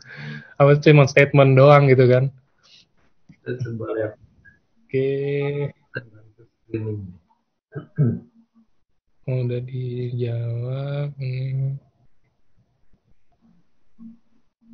Oke, ini ada yang mau tanya, Dok, apakah ada aturan aslinya untuk minum SOP itu pagi atau malam dan UTSU pagi atau malam? Apa bebas aja, Dok? Nah, ini terkait biasanya dengan uh, soal tidur. Ya, ada laporan dia minum SOP tidurnya jadi pules, bahkan kebablasan sampai siang hari. Misalnya. Kalau lihat cerita itu berarti kan dia cocoknya minumnya malam supaya sekalian tidurnya lebih berkualitas. Karena kita bayangkan kalau minumnya pagi lalu dia ngantuk, nanti dia di kantor tidur kan jadi bikin masalah baru. Ya. Itu muncul minumnya malam aja gitu. Ditambah lagi waktu kita tidur itu proses pemulihan jaringan kan juga lebih banyak karena semua aktivitas berhenti, yang ada hanya reparasi. Nah, itu menjadi dasar SOP diberikannya malam. Ya. Tapi ada kasus lagi, dia kalau minum SOP malam, orangnya jadi segar, nggak bisa tidur. Nah, disitulah kita harus tailor made, disesuaikan dengan kebutuhan si pasien itu. Kalau SOP-nya bikin segar, ya kasihnya pagi supaya dia beraktivitas penuh dengan vitalitas dan malamnya tinggal istirahat. Itu. Nah, orang-orang yang minum SOP jadi tidur itu biasanya dia punya hutang jam tidur. Sering begadang, dipaksa begadang ditemani kopi, ya, kalau perlu 2-3 cangkir, itu dia punya hutang tidur. Jadi begitu SOP masuk, badannya akan memaksa dia untuk tidur. Ngantuknya tidak tertahankan. Ya, itu penjelasannya. Ya, jadi kan tidak semua orang punya hutang tidur. Jadi kita sesuaikan dengan kebutuhan orang itu. Ya, itu Bang. Oke, siap. Masih banyak yang nanya, yang tadi kan udah dijelasin sama Dokter Wijaya. Maksudnya kalau mau nanya atau biasa frequently asked question-nya itu yang lebih, maksudnya lebih jangan nanyanya tuh kayak, iya, saya sakit pusing nih, kira-kira minum apa ya? Ya kan kita juga nggak tahu ya, maksudnya dok, untuk misalkan dia pusingnya karena apa dulu atau apa mungkin riwayatnya ada apa gitu. Kalau bisa mungkin lebih dijelasin aja sih di pertanyaan-pertanyaannya. Ini masih banyak banget soal yang kayak begitu. Intinya kalau bicara penyakit itu SOP masuk dulu lah. Karena dia perbaiki sel, jaringan, dan organ. Kadang-kadang dengan perbaikan itu terjadi keseimbangan baru, penyakitnya bisa hilang dengan sendirinya. Ya. Seperti ini contoh pertanyaan PCOS, nih, polycystic ovary misalnya. Ya. Itu problemnya bukan hanya di ovariumnya, tapi juga menimbulkan problem kolesterolnya tinggi, tensinya tinggi. Gitu. Nah, jadi di situ peranan SOP jelas lebih dibutuhkan. Jangan kita bayangkan, oh ini mesti masuk utsekusi supaya kistanya jadi pada kempes. Bukan begitu. Utsekusi untuk tumor-tumor padat, untuk kanker, untuk infeksi. Ya.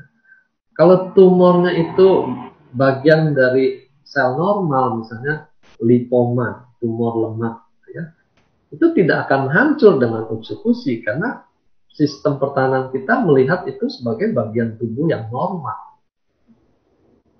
Kalau sampai bisa hilang, kan repot juga. Semua lemak itu dihilangkan oleh eksekusi. Wah, silakan tuh. Nanti bagian penting dari wanita juga jadi kempes bagaimana? Ya, lanjut. Oke, ini ada yang nanya lagi. Untuk diabetes tipe 2 HbA1c 7,7, sudah suntik insulin 20 unit, seharusnya apa yang dikonsumsi dan berapa banyak? Itu slide yang pertama tuh. Rata-rata tanyanya masih begini. Ya, nanti kreasi aja dari situ. Tapi prinsipnya kita selalu start low, go slow, ya. Jangan langsung mulai dengan takaran tinggi, karena nanti reaksi detoxnya itu siapa tahu terjadi hebat, pasiennya jadi kapok makan itu. Mulai aja takaran 1x1. Kalau tidak ada gejala sampingan dari detoxnya, baru dinaikkan. Untuk penyakit umum 2x1, dilihat per bulannya turun nggak HbA1-nya. Kalau tidak bergeming, kita coba naikkan 3x1. Depan bisa lagi gitu ya. Jadi jangan harapkan takaran tinggi lalu minggu depan itu sudah lemah. Ya. Jeleknya apa? Kalau takaran tinggi normal lalu dia stop, apa gunanya? Kencing manis itu kan problem jangka panjang. Ini kita bandingkan orang lari maraton dengan lari sprint. Ya. Untuk terapi dengan SOP eksekusi itu adalah lari maraton. Kita perlu penggunaan jangka panjang dengan takaran yang rendah yang masih bisa efektif. Daripada kita pakai takaran tinggi tapi hanya 2 bulan, 3 bulan. Percuma. Oke, lanjut. Oke. Ini ada yang nanya, jika ada yang mengalami GERD sampai anxiety, kebangun deg-degan, dikasih apa ya dok? Dan apakah ini aman untuk dikonsumsi bagi yang alergi seafood? Terima kasih. Ya, kita memang bahannya dari salmon.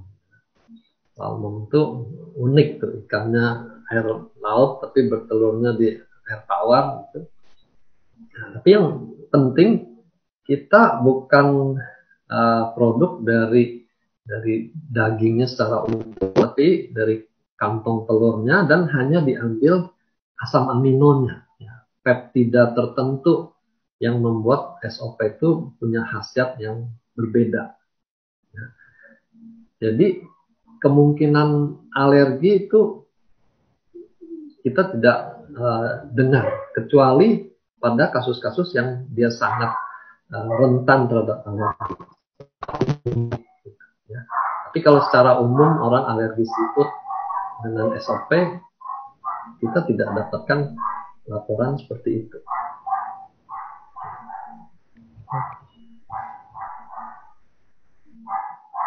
Lanjut. Nextnya ini, suami saya pernah kena serangan jantung, dinyatakan koroner, tapi sampai saat ini belum pakai ring ataupun bypass. KMD karena pernah terserang stroke.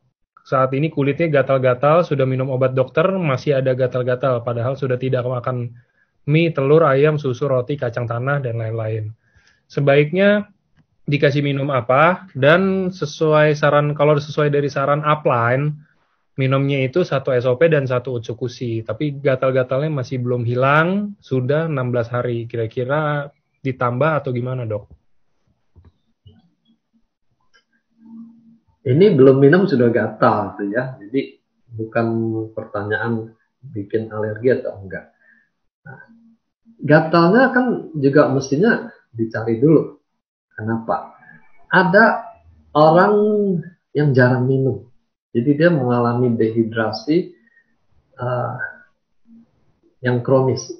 Kulitnya itu kering sekali, dan itu memudahkan terjadinya gatal di kulit. Itu kalau kita hanya fokus pada gatalnya, dikasih obat gatal, dikasih SOP, tapi dia tidak perbaiki minumnya, itu sampai kapanpun nggak akan selesai. Jadi dipastikan dulu sehari-hari itu apa yang belum benar dibenarkan. Nah, SOP akan membantu mengatasi alergi itu. Ya, semua perlu waktu. Dibanding obat antihistamin mengatasi alergi, tentu lebih cepat pakai obat. Cuma kita kan tidak mau makan obat seumur-umur hanya urusan gatal. Kita mau tuntaskan ke sumbernya. Ya.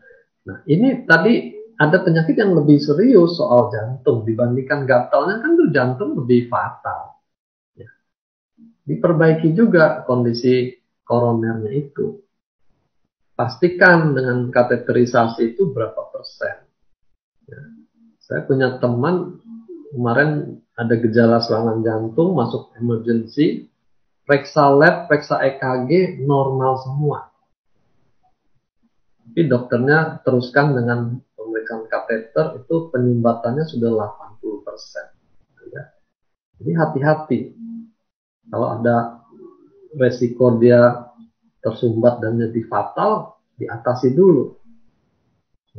SOP akan membantu proses aliran darah itu, tapi kan dia perlu waktu. Jadi kita harus bijaksana melihat keadaan ini butuh pertolongan mendesak atau masih bisa kita gunakan waktu jangka yang setengah tahunan itu untuk memperbaiki aliran darahnya. Ya. Lanjut. Oke, lanjutnya. Kalau untuk membantu mencegah COVID-19, berarti sebaiknya konsumsi yang mana, Dok, untuk sehari-harinya? Kalau mencegah, berarti kan kita butuh sistem imun. Nah, Utsukushi yang punya tugas utama meningkatkan imunitas kita. Gitu.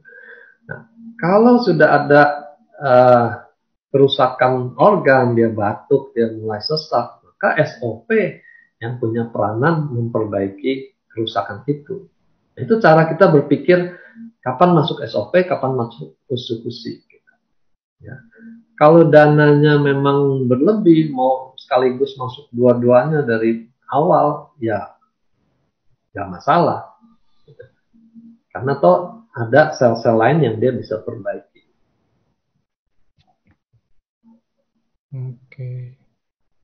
Oke, kalau ACL pada lutut yang robek, apakah bisa dibantu dengan SOP?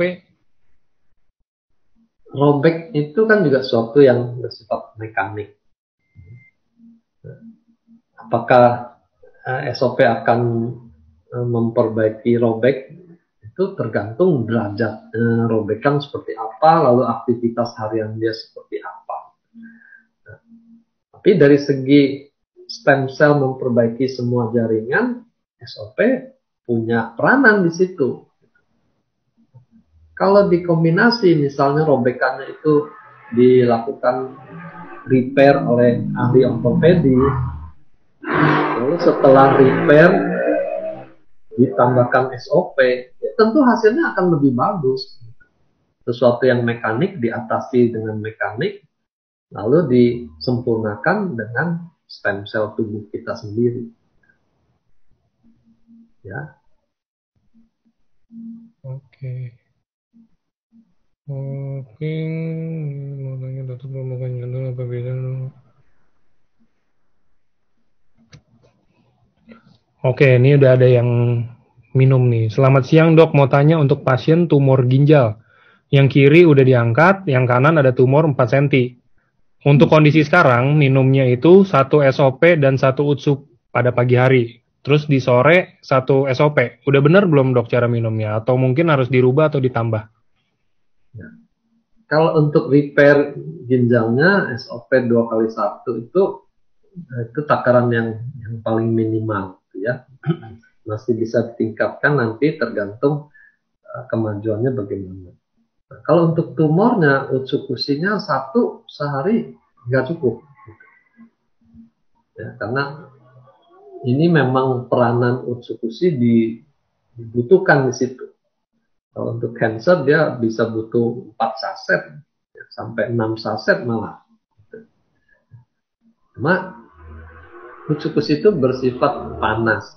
Kadang-kadang ada orang yang dengan 2-3 saset aja sudah muncul sariawan, susah berak, bahkan sampai BAB-nya berdarah-darah. Itu dia nggak bisa dengan takaran setinggi itu. Jadi kembali lagi ke orang yang bersangkutan. Ya. Kita maunya butuh 4, tapi badannya bisa menyesuaikan diri nggak dengan 4 saset itu. Di situ perlunya naik secara bertahap. Oke. Oke.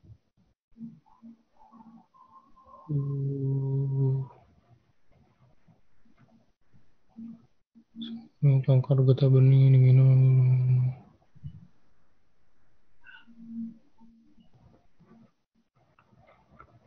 Ada yang nanya, masalah pencernaan itu termasuk sakit mah ringan. Tadi disebutkan memakai Utsukushi. Kalau untuk anak-anak, kira-kira konsumsi berapa? Mungkin ini dia mau nanya, ada anak-anak yang terkena penyakit mah. Terus kira-kira kalau konsumsi Utsukushi berapa banyak? Apakah ada beda mungkin anak-anak sama orang dewasa? Saya bisa pastikan saya nggak ada bilang kalau sakit mah minum Utsukushi. Ya. Jadi sakit mah pun itu kan ada sel yang rusak. Memperbaiki sel rusak itu SOP yang punya peranan. Utsukushi itu lebih banyak bekerjanya di usus nanti. Detox usus, kita nggak sebut itu detox mah, detox usus. Jadi tidak ada tempat yang spesial untuk memberikan Utsukushi pada penyakit mah. Nah, lalu biasanya masalahnya sakit mah itu sensitif terhadap makanan yang bersifat asam. Kembali lagi, apakah SOP-nya ini termasuk asam yang dia tidak bisa tahan?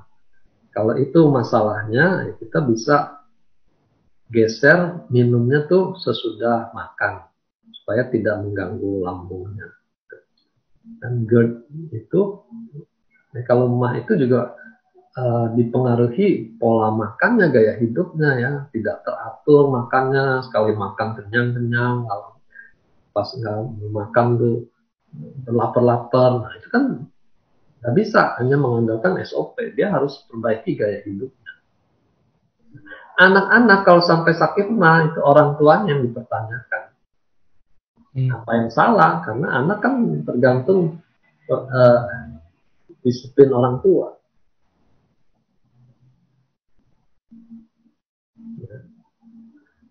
Oke, ini ada yang nanya perihal rambut rontok. Mungkin ini ada yang rontok rambutnya, terus dia bilang saya minum SOP rambut jadi nggak rontok. Tapi pas waktu coba stop minum, rambutnya rontok lagi. Kenapa itu kayak begitu, Dok? Yang tadi itu, dengan SOP dia dibantu regenerasinya, SOP-nya di stop, dia kembali lagi ke degenerasinya. Degenerasinya kenapa bisa begitu? Itu perlu dicari lagi.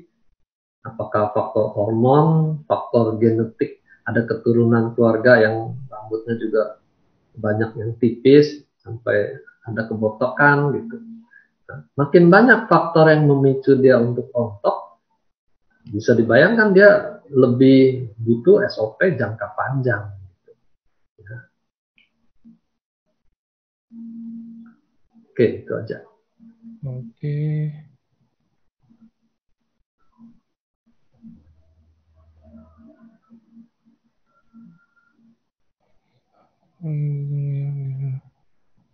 Apa tidak? Oh, nih kalau selamat sore, Dok. Mau tanya kalau untuk yang kena katarak bisa atau tidak dicegah atau bahkan diperbaiki?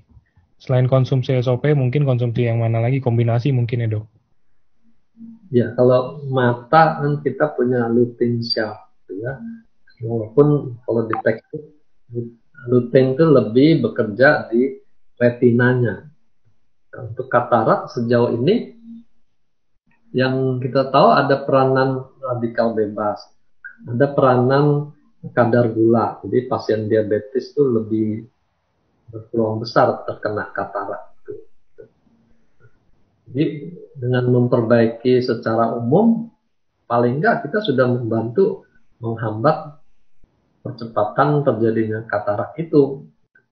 Nah, kalau kataraknya sudah ada, apakah bisa menipis bahkan bisa hilang? Kita tunggu testimoninya, kita belum dengar mengenai hal itu. Tapi setahu saya, katarak itu sudah ada deposit kalsium di dalam lensanya. Kayaknya nggak bisa kita bersihkan kalsium. Nanti kalau bisa, nanti kalsium di dalam tulang kita juga ikut dibersihkan. Oke. Oke, ini nextnya. Ini Dok, saya umur 49, anak 3. Biasanya haid saya lancar. Lancar sekali hingga tahun lalu. Tiba-tiba jadi tidak lancar dan jarang. Warnanya juga jadi kayak darah, nggak segar. Saya pikir itu simptom menopause. Tapi sejak saya konsumsi SOP 2 bulan, haid saya tiba-tiba banyak sekali dan berdarahnya darah merah segar. Kenapa kayak begini, Dok? Apakah karena SOP jadi badan saya normal dan hormon balance? Ya, lumayan ya bertanya dan sudah menyediakan jawabannya.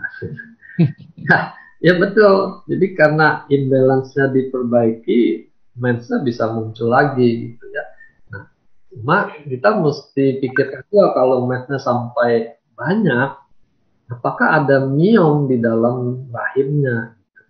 Itu perlu pemeriksaan lebih lanjut di objinnya. Jadi di satu sisi tanda bagus, hormonnya lebih aktif lagi, tapi di sisi lain kita juga waspada. Apakah ini perdarahannya termasuk normal atau lebih untuk ini? Ya, biasanya yang perdarahan banyak itu karena ada miomnya. Oke.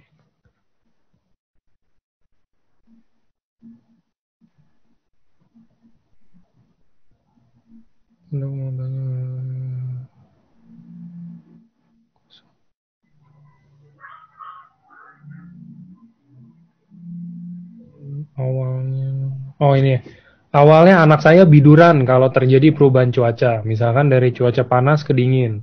Pernah juga saya bawa ke dokter kulit, katanya dijaga kebersihannya aja dan diingat-ingat habis makan apa yang menyebabkan biduran. Sekarang hampir tiap hari bidurannya keluar. Sebaiknya konsumsi kombinasi atau SOP doang, Dok.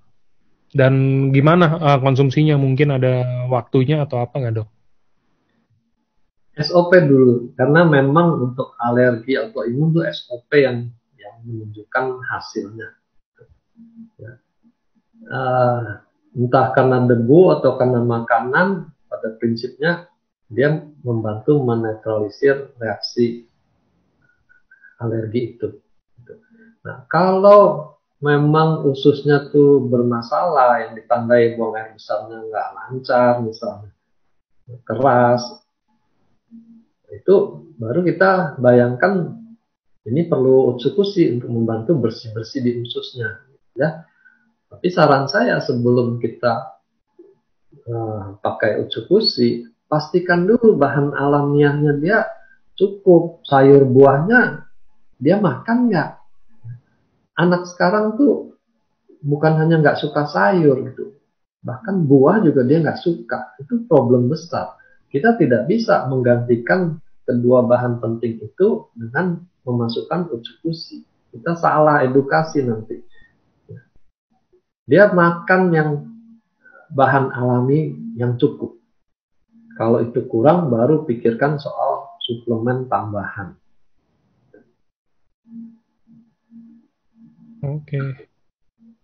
Oke, ini ada yang tanya lagi. Dok, pasien yang selama ini tensinya normal. Sejak Februari naik 130 sampai 140. Lah, kemudian udah coba minum SOP selama 10 hari. Udah turun nih tensinya. Tapi ini masih di kondisi masih konsumsi SOP, di hari ke-28 naik lagi. Kira-kira kenapa ya, Dok? Banyak ya, tanya kenapa ya. Saya udah jawab itu, saya nggak bisa jawab semua karena saya bukan orang pintar. Jadi tensi itu memang berfluktuasi.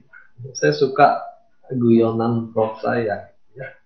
Dia bilang, jangan khawatir lah tensi naik turun itu. Kamu boleh khawatir kalau tensinya turun terus atau tensinya naik terus. Nah, silakan khawatir. Benar juga sih. Kalau fluktuasi itu hal yang biasa di dalam tensi. Ya marah pun tensi langsung naik. Dan orang marah kan nggak selalu kelihatan. Dia menyimpan kemarahan, tensinya naik juga. Jadi ada banyak faktor. Jangan terlalu pusing dengan tensi harian. Kalau trennya naik terus, baru dipikirkan ini intervensi apa lagi. Ya, SOP sudah atau perlu mulai makan obat darah tinggi, itu baru pikirkan. Tapi kalau hanya sesekali, nggak apa-apa. Oke. Detail sekali ya, sampai hari ke-28 bisa disebutkan. Nih dok, ibu saya umur 63 tahun punya mistenia grafis yang menyerang otot pita suara sejak 2011. Saat ini udah konsumsi SOP 2x1 dan Utsukushi 1x1. Apakah cukup? Terima kasih. Sudah berapa lama? Jadi cukup atau enggak kan dilihat responnya. Kalau untuk takaran umum SOP 2x1 itu takaran yang minimal. Ya. Pada kondisi miastenia itu termasuk autoimun. Dia menyerang otot lurik. Jadi di sini kita masih akan tingkatkan 3x1, 4x1, atau kalau ibunya berat badannya lebih besar, kita bikin 2x2, ya, sampai 3x2 kalau diperlukan. Ya. Utsukushi tidak perlu tinggi, karena ingat tadi Utsukushi akan mengaktifkan sistem imun. Kalau dia autoimun nanti kan takutnya malah salah sasaran.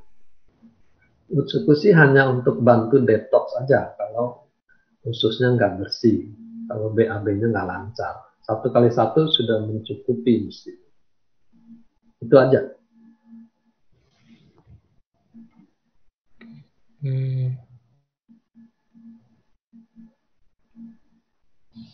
Oke, ini untuk ada yang gini. Dok mau tanya untuk anak remaja umur 19 tahun, jerawatnya seperti bisul, diobati nggak pernah bersih, terus muncul. Sebaiknya konsumsi SOP atau Utsukushi?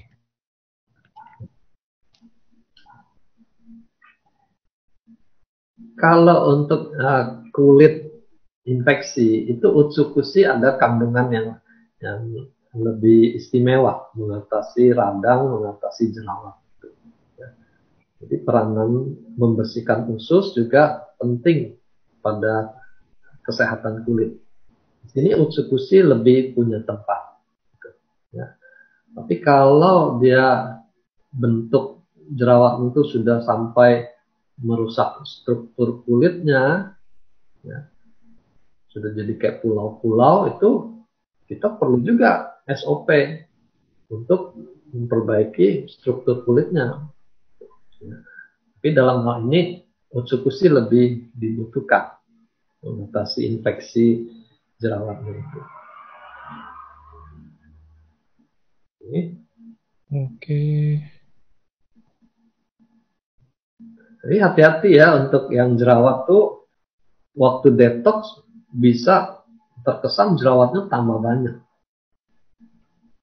Jadi prinsip mulai dengan takaran rendah, perhatikan reaksi detoxnya, minum air, makan sayur dan buah, baru naikkan lagi nanti takaran Utsukushi.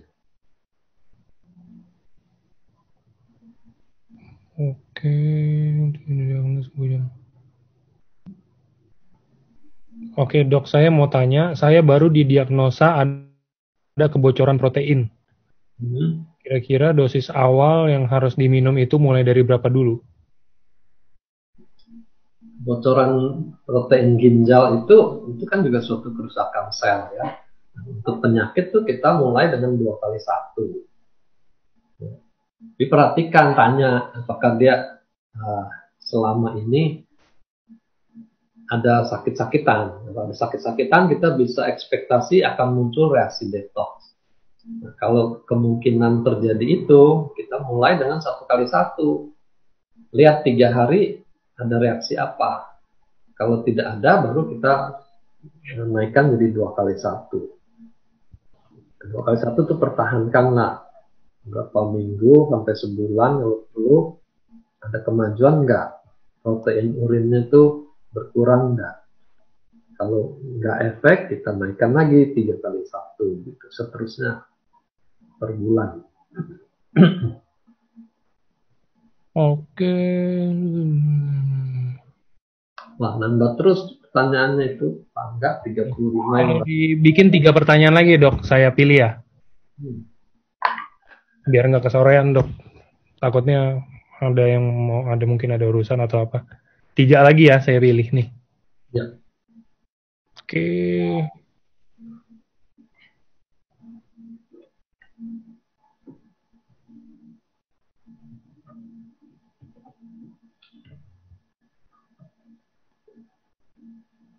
Dok, yang elektrolit. Dok, ada yang elektrolitnya turun sejak lama, kemudian darah dibiopsi ternyata sel darah merahnya kurang berfungsi. Sebaiknya konsumsi SOP atau Utsukushi? So, kita balik lagi ke slide pertama. Urusan sel itu SOP. Ya. Kalau bukan urusan tumor, infeksi, jangan berpikir soal Utsukushi. Simpel sebenarnya kan. Saya heran juga. Ini baru-baru yang telat-telat masuk, Dok. Oke. Nah, jadi untuk aneka penyakit SOP masuk dulu.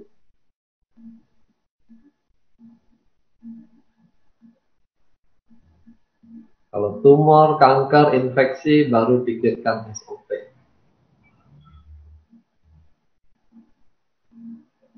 Oke, saya tanya Ibu dulu konsumsi.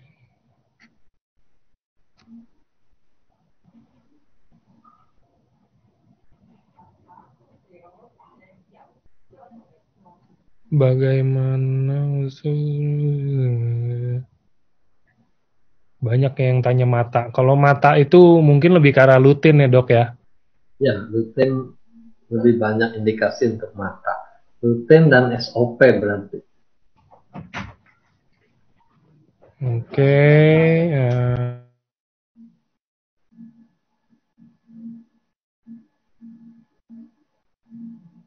Ini ada tanya obesitas dengan Utsukushi. Ya memang Utsukushi itu membersihkan usus, karena kalau ususnya kotor nanti mempengaruhi metabolisme di tubuh secara umum. Dia bisa bikin pH-nya tuh jadi lebih asam. Kalau pH asam nanti penimbunan lemak juga menjadi lebih banyak.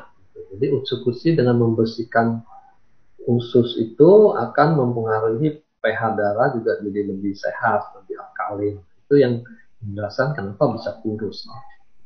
Tapi jangan berpikir Utsukushi sebagai obat untuk menguruskan badan, gitu ya. Itu efek yang tidak langsung. Yang pasti dia akan membuat jadi lebih sehat.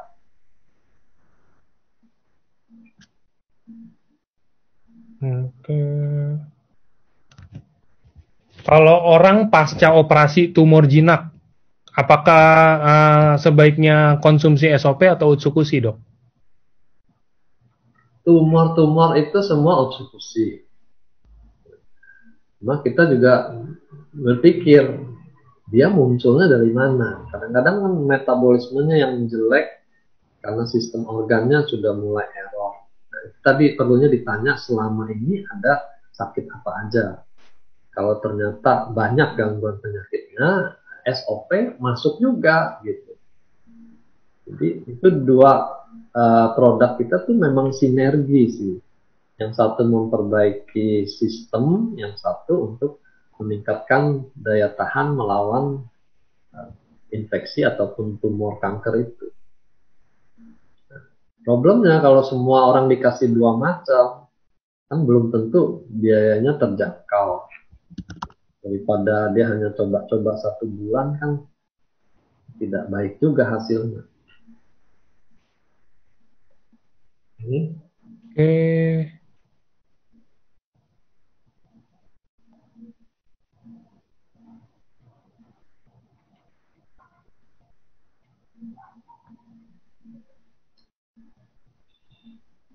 Nah, ini ada yang tanya stem cell umur 18 katanya sudah tidak aktif. Saya juga lagi baca yang itu, barusan mau bacain yang itu pas.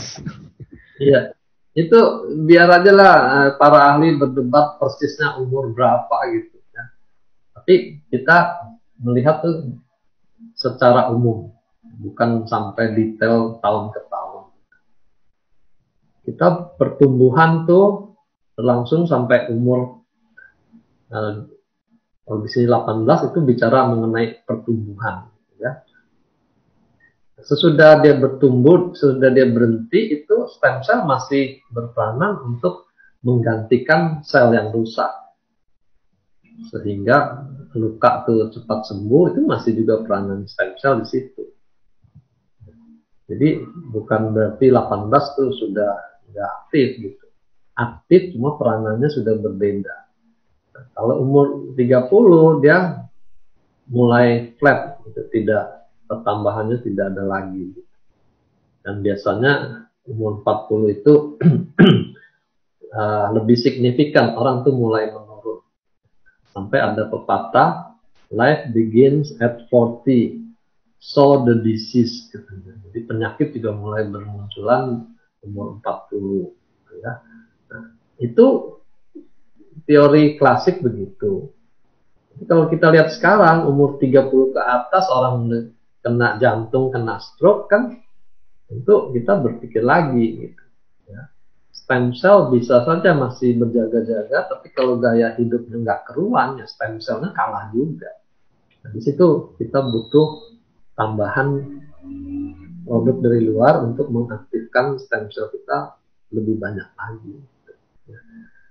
Tapi sekaligus menyadarkan kita, nggak bisa kita hanya mengandalkan minum SOP lalu tunggu diam-diam stem cellnya biar bekerja. Gaya hidupnya juga dibetulin. Nah, percuma makan stem cell berbox-box tapi rokoknya jalan terus misalnya kan. Satu meracuni, satu menyembuhkan. Suruh berantem di dalam. Oke? Oke, kayaknya cukup sih dok, itu aja. Ini pertanyaannya soalnya semua sama yang tadi ada di slide sih sebenarnya. Kenapa? Saya mesti upgrade dulu jadi orang pinter. Oke, sorry nih teman-teman, maksudnya emang nggak semuanya bisa dijawab juga kan, mungkin karena emang keterbatasan waktu juga. Nah, tapi kalau untuk nanti mungkin yang baru-baru datang atau yang tadi nggak sempat lihat bagian depannya atau gimana, nanti untuk tayangan ulang acara ini ada di Facebook Live Science, Live Spasi Science di Facebooknya, bisa ditonton di situ. Oke, kalau gitu terima kasih Dokter Wijaya buat waktunya hari ini. Salam semuanya, sehat selalu. Ya, thank you semua yang udah sempetin hadir. Oke, selamat sore semua.